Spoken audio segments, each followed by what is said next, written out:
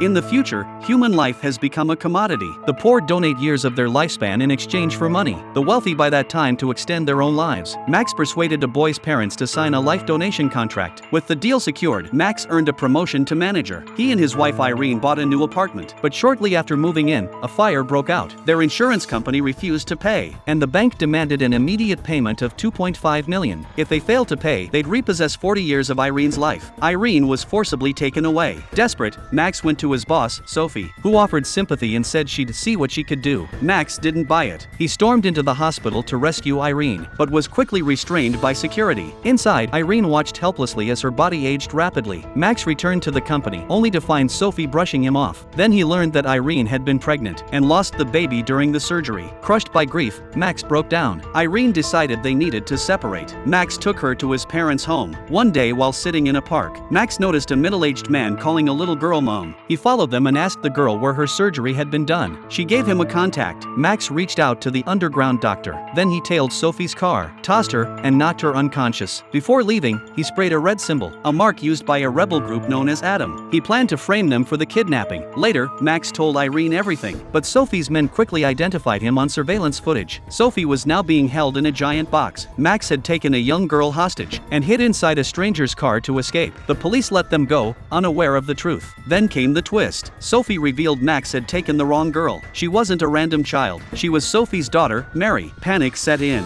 That night, while Max had his back turned, Mary grabbed a loose car handle and struck him with it. Then she ran. Max chased her into the swamp. Irene found her sinking and pulled her to safety. Mary told them everything. It had all been part of Sophie's elaborate plan. Max finally understood the full truth. He tricked Sophie into coming alone. From the car stepped a young woman. It was Sophie. She gave the order to kill. A fierce gunfight broke out. Max, Irene, and Mary managed to escape, but Mary pulled a gun on Irene. Without hesitation, Irene punched her in the face and stuffed her into the back seat as they drove off. At a roadside stop, Irene kicked Max out of the car and drove to the underground clinic alone. Mary was dragged into the operating room. After Irene left, they released her. The next day, Mary had aged dramatically. A year later, Irene was visibly pregnant. Max watched her from a distance, then turned away and walked off. He rejoined his teammates, members of the resistance. Now, he had turned against the very system he once served, and the fight for justice had just begun.